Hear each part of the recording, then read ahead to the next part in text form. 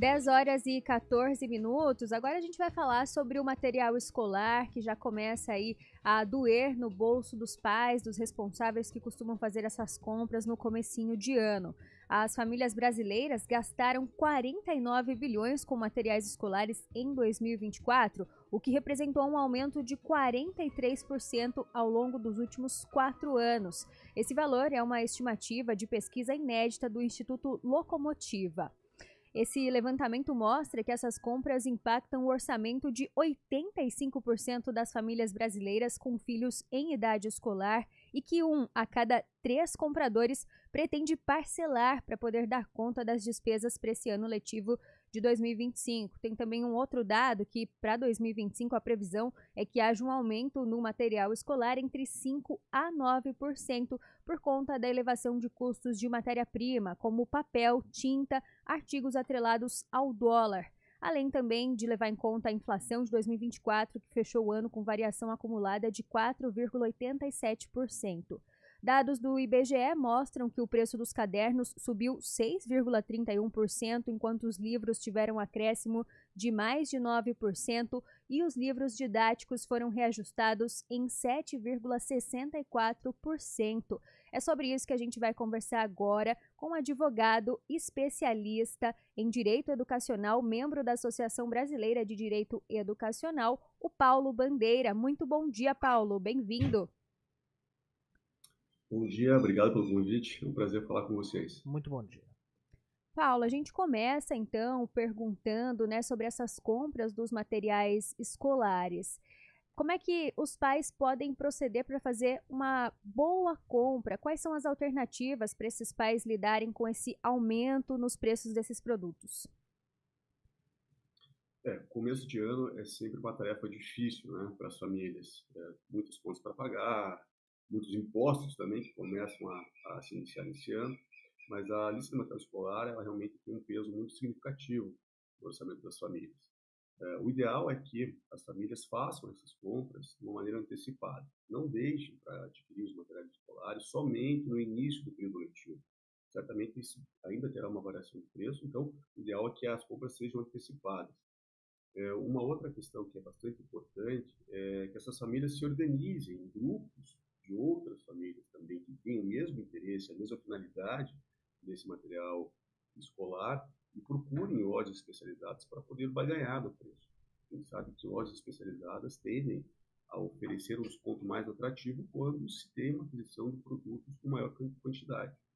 E também fazer um reaproveitamento, né, de materiais eventualmente não utilizados nos anos anteriores, como cadernos e materiais que ainda estão em bom estado de utilização. As famílias podem utilizar esses materiais para esse ano de 2025. Uhum. Então, tudo isso leva as famílias a terem uma economia bem significativa para começar o ano aí com uma economia importante para as famílias. Paulo, a gente percebe, que esses grupos entre pais, eles têm sido uma tendência.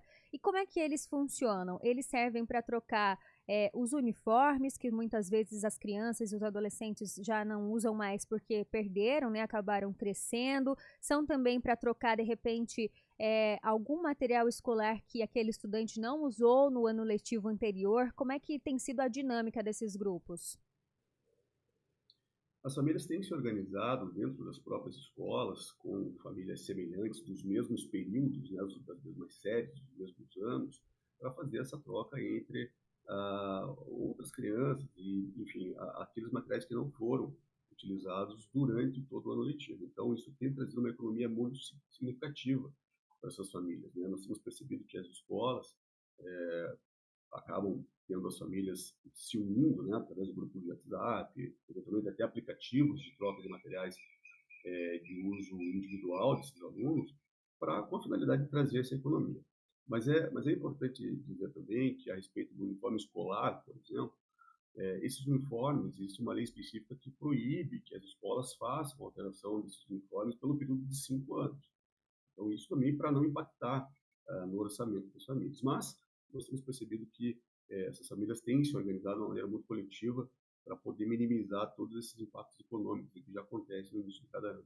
Ótima dica essa dos grupos, viu, Paulo? Importante também você ter trazido essa legislação em relação à troca de uniformes, né? Tem que esperar esse período de 5 anos para que a escola, então, faça um novo modelo de uniforme. Paulo, você citou também em relação à pesquisa de preços, isso era uma coisa que a gente também gostaria de pontuar. Esses pais, né, como é que eles podem fazer uma boa pesquisa de preço? E também queria te perguntar, hoje em dia, com as compras online, vale a pena também comprar material escolar pela internet? Vale pesquisar esse preço na internet, na loja física ali, que dá para dar uma barganhada?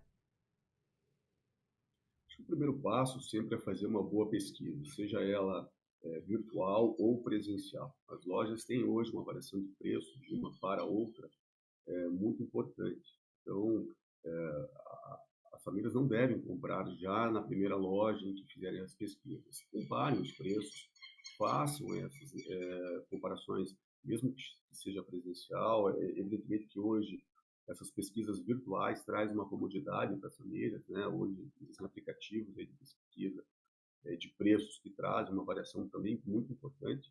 Então, é sempre recomendado que as famílias façam uma pesquisa muito aprofundada em várias lojas, se possível em mais de 2 ou 3 lojas, para que possam ter efetivamente um desconto, né, mais significativo e possam economizar aí para fazer a compra da lista de materiais. Uhum. Paulo, vale reforçar também, né? Já a gente pensa que muitas vezes é uma pauta superada, mas ainda tem escola que continua colocando na lista de material escolar aqueles itens que não são obrigatórios e muitas vezes são proibidos de estarem nessa lista, né? Sim, infelizmente ainda nós temos algumas escolas que têm esse procedimento, mas existe uma lei específica também que determina qual é o regramento para esse tipo de aquisição de materiais. Então a regra é, claro, as escolas podem solicitar listas de materiais, mas como regra, os materiais são para uso individual de cada aluno. Então é importante que as famílias saibam que se houver uma indicação de algum material de uso coletivo, isso foge à especificação da lei. Materiais de uso coletivo eles não são obrigatórios de aquisição pelas famílias. Então, vou te dar um exemplo aqui muito prático. Material de limpeza, papel higiênico, material de escritório. Isso são materiais que não têm uma destinação específica para a aprendizagem, ou seja, eles também não são de uso individual e, portanto, não podem ser solicitados e exigidos das famílias. Se isso acontecer, as famílias certamente podem questionar as escolas, porque elas não são obrigadas a fazer essas aquisições. Tem uma lista, Paulo, que a gente teve acesso aqui com vários itens. Vou citar alguns deles: álcool em gel, por exemplo, algodão, copos, pratos, talheres e lenços descartáveis também não pode ser pedido. Detergente, esses itens de material de limpeza, papel higiênico também é um exemplo, sabonete, shampoo, enfim, todos esses itens que realmente não vão fazer parte ali do cotidiano em sala de aula do aluno, né? Exatamente, exatamente. Esses produtos, claro que para a família brasileira decorar todos esses itens seria quase impossível, né? Mas o ideal é que quando se olhe na lista e veja que exista algum material de uso coletivo, e é isso que deve ser chamado a atenção, aí sim as famílias devem ficar atentas. E mesmo aqueles materiais que são de uso coletivo, eles devem ter uma racionalidade com relação à quantidade. Então, por mais que um aluno possa utilizar papel sulfite, né, na sua atividade, me parece que seria contraditório, por exemplo, solicitar 5.000 folhas de papel sulfite por uma criança. Então, também o uso individual é importante que se observe a quantidade desses materiais. Ele precisa ser uma quantidade também razoável.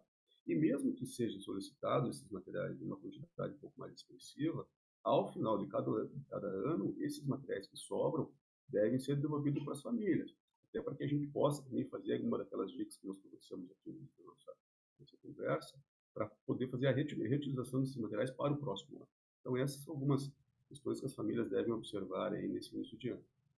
Paulo Bandeira, só para a gente finalizar aqui a nossa discussão em relação à compra do material escolar, até aproveito para perguntar se por acaso o senhor é pai, vale a pena levar o filho, conversar antes de sair de casa para poder tentar fazer essa economia? Como é que você avalia que essa parte pode ser feita? Leva ou não a criança para fazer a compra?